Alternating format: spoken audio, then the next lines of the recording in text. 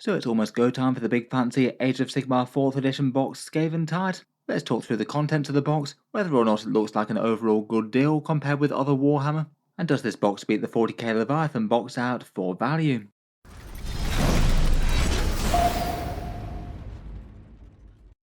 Hello and welcome back to Warspec Tactics, where today we're talking about the new Age of Sigmar launch box, all its fancy new miniatures, and how good it compares with other value boxes from Games Workshop for the money.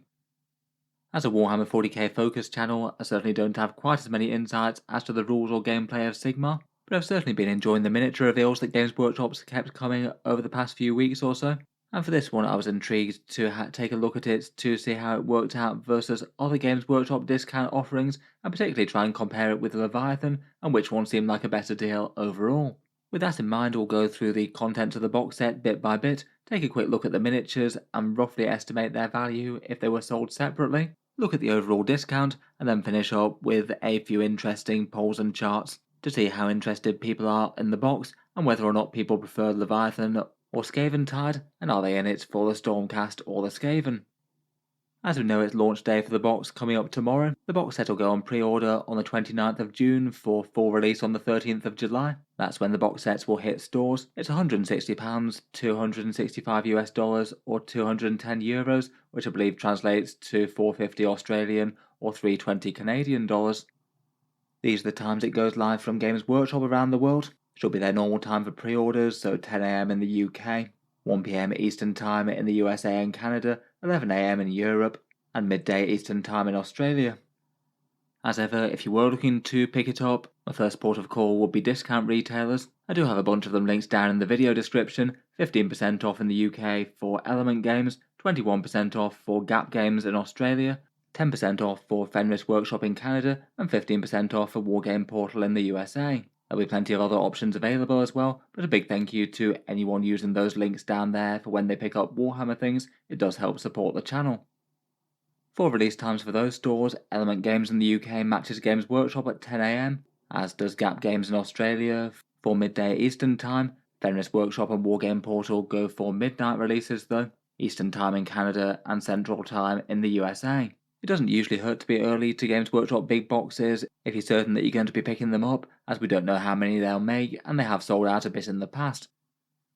As to whether Skaventide will though, that's a bit less certain. That was the first question that I asked on the poll, and people genuinely seem to be really quite split on that one. As you can see, out of 232 people, 50% thought it would sell out very quickly and 50% did not. I feel like it is at least fairly common perception that Games Workshop often sell out of their big boxes pretty quickly, certainly for in-demand ones like the Chaos Battle Forces this year. Though admittedly Leviathan didn't go the same way. Generally, if you wanted a copy of that, then you could get it. And in the past, Age of Sigmar launch boxes haven't tended to go quite as quickly. There's been at least a few of them that were on sale for a bit and then you could still pick them up months and months after. I kind of feel like the general hype and discourse around this one is a bit more popular than some of the ones in the past though.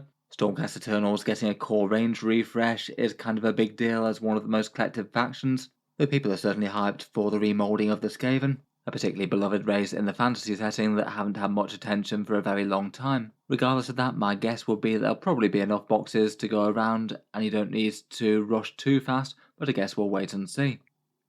In any case though, release aside, let's talk through the box set and roughly estimate the cost separately of each of these miniatures if Games Workshop were to release them in plastic kits later. There's quite a lot here, loads of Skaven and Stormcast, then a bunch of rulebooks and some supporting things, so let's go through them in turn. Starting out with the Stormcast, there's 4 characters, 3 Reclusians, 3 Prosecutors, and 10 Liberators, plus a few little acolyte helpers and hangers-on. The theme of these guys is that they've got a ruination chamber open, basically Stormcast Eternals that have entirely lost themselves to their reforging, and they're painted in the scheme of the Hallowed Knight Stormcast, so a bit of a different look for them on the box art versus the prior gold ones. Going through them, and first up we've got the Liberators, the standard Stormcast foot troops. These are mixed with some various flavours of hammers and shields, and I've estimated $62 in price for them. That's based on the old Liberator kit, presuming Games Workshop doesn't use the excuse to jack up the prices. I feel like that's kind of reasonable though, they do feel fairly equivalent to say a 10-man box of Space Marines. Then there's the Reclusians, the sort of veteran Ruination Chamber Stormcast, and their two little acolytes. I must admit I do find their miniatures really quite fun. I quite like the extra detailing and the business that they've got going on. Seem a nice contrast to the rank and file with all their scrolls and lightning styling. I've estimated $60 for them based on the Space Marine Blade Guard. Next up we've got the dramatically restyled Prosecutors. Really quite big miniatures these, towering over much of the rest of the box with those fairly enormous wings. Stylized sort of metallic type ones amped up by bursts of flame, and these ones armed with spears or tridents and shields. I've guessed around about $62.50 on these ones based on a lot of Games Workshop's 3 model kits such as Outriders or Scorpet Destroyers and things. Then we come to the characters, a Knight Questor hero, armed with a sword and flaming brazier with a shield slung on his back. I've estimated $37 there based on a standard Primaris Lieutenant. There's a Lord Vigilant on a Griff Stalker, really quite a cool centerpiece cavalry miniature, stylized in the same sort of way as the Ruination Chamber ones. It's got a rather cool flaming axe and a rather dark and sinister steed. I've estimated $58 there, the same as the Space Marine Chaplain on bike. Then there's a couple more minor characters, a Lord Veritant and Anti-Chaos Specialist, accompanied by his trusty Griff Crow companion. I've gone $42 there, estimated based on a Dark Apostle, who seems kind of equivalent for a mid-tier character. We've also got an Attendant. And kind of similar for the rather sinister looking Lord Terminos with the enormous Executioner's axe, ready to take the heads of soul-stricken Stormcast. Then moving on to the ranks of the rat things, their side of the box is quite a horde. 40 clan rats, 3 rat ogres, 3 warplock Jezzails, and a big rattling warp blaster, and then led into battle by 3 characters, a claw lord on Norbeast, a grey seer, and a warlock engineer. I think the clan rats have generally been really quite well received. A pretty fitting update for them, I think. Definitely keeping the same sort of lowborn Skaven theme with their tattered armour and slightly ad hoc weapons, but with a bunch more detail and quite a lot of character on each model, I think. I feel like Games Workshop did quite well with them. The box set comes with a veritable horde of those, so you're not going to be lacking too much for ranks upon ranks of ratmen. I'm a little uncertain as to what Games Workshop will charge for these when they come out. I've gone for an estimate based on the Dead Walker Zombies set that they have, where they have a kind of similar 20 models in one box to how I think that the Skaven will be sold. They feel like kind of equivalent horde style miniatures, and they'd be $60 for 20, so basically 2 sets of them.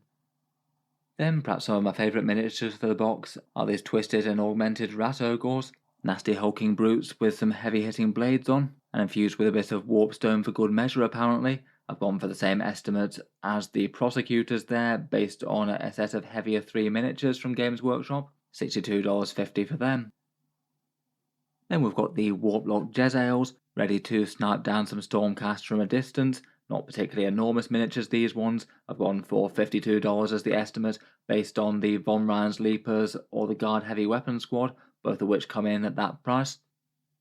And then for one of the bigger miniatures in the box, there's the Rattling Warp Blaster, a nice warpstone-fueled rattling cannon crewed by a sinister attendant there. I've gone for a $60 estimate for that one, based on the Tyrannid Psychophage as a sort of lightish monster type thing. That feels like maybe an equivalent sort of miniature to this from the Leviathan box.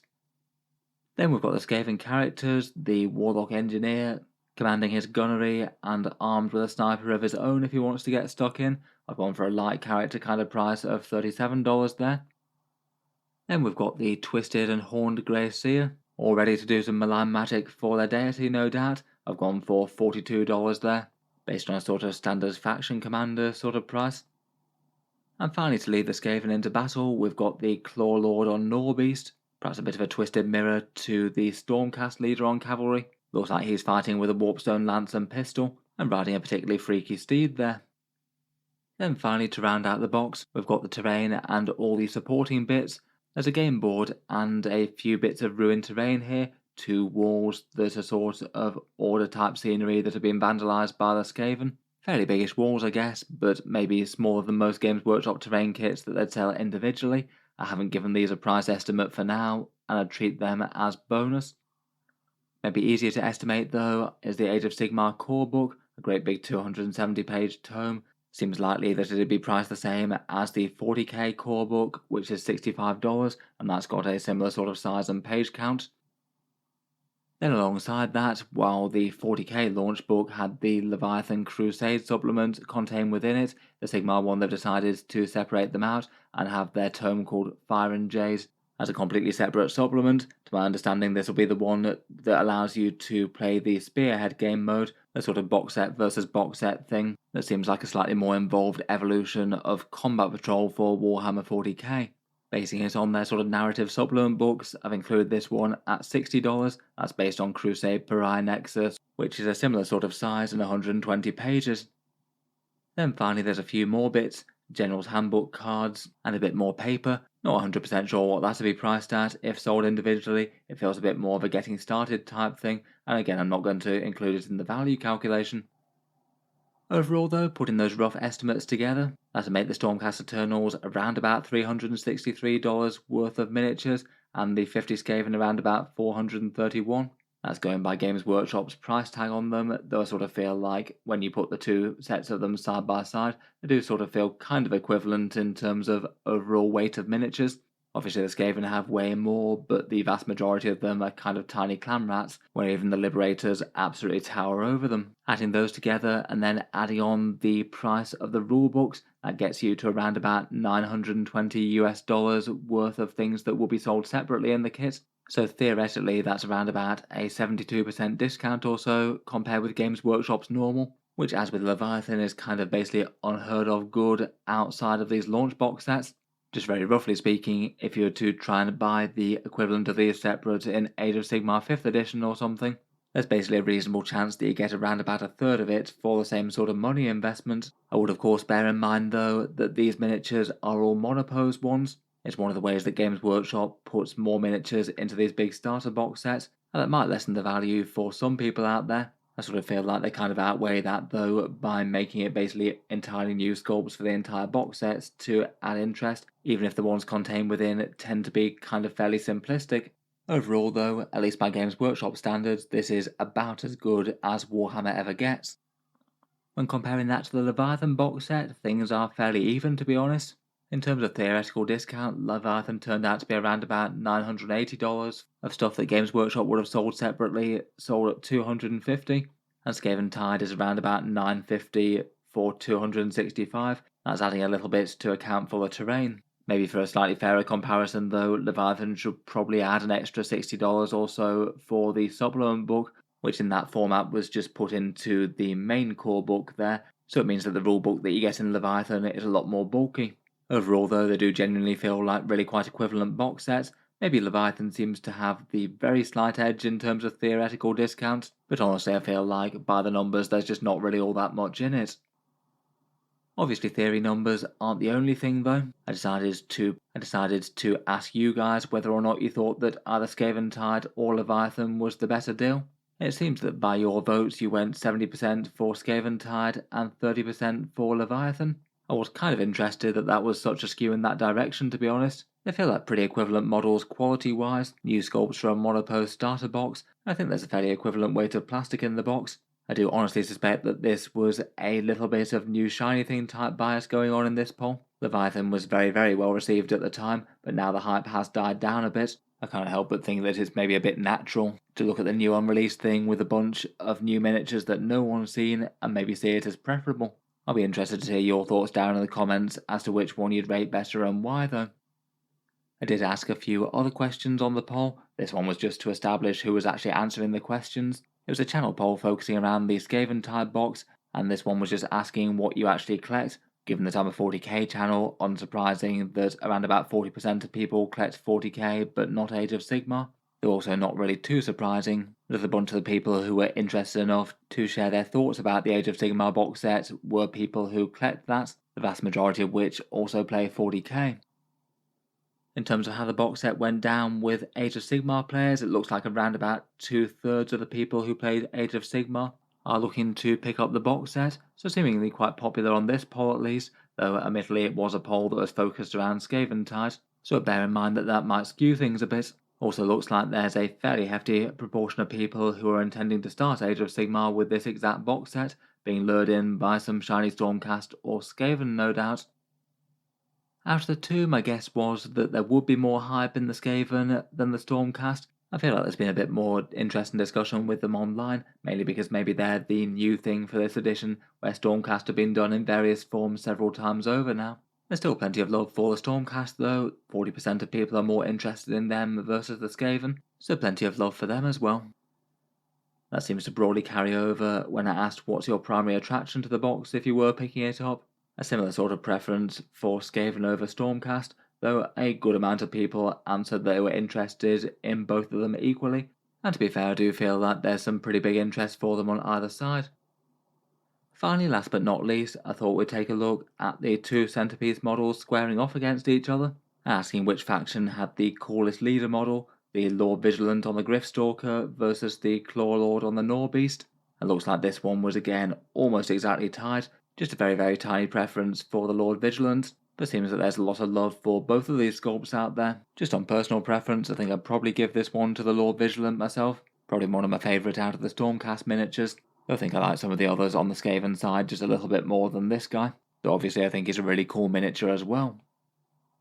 In any case though, let me know what you make of the Skaventide box. Are you tempted enough to be picking up a copy of it? Let me know your thoughts and reasoning down in the comments. As mentioned, if you were trying to land a copy of it at a discount, buying through any of these stores does help to support Auspex Tactics a bit.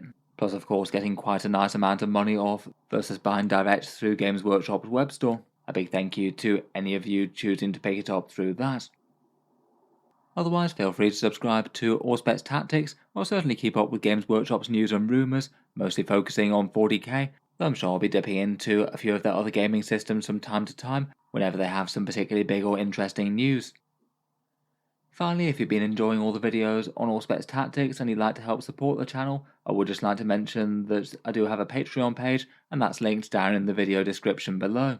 Channel patrons do get a fair few advantages, seeing certain videos early, regular votes to see what sort of things come next on the channel, an automatic entry into the regular prize giveaways with a chance to win some big model kits each month. If any of that sounds good to you, or you'd just like to help support, the link is down in the video description. In any case, a massive thank you for listening, and I'll hope to see you guys next time.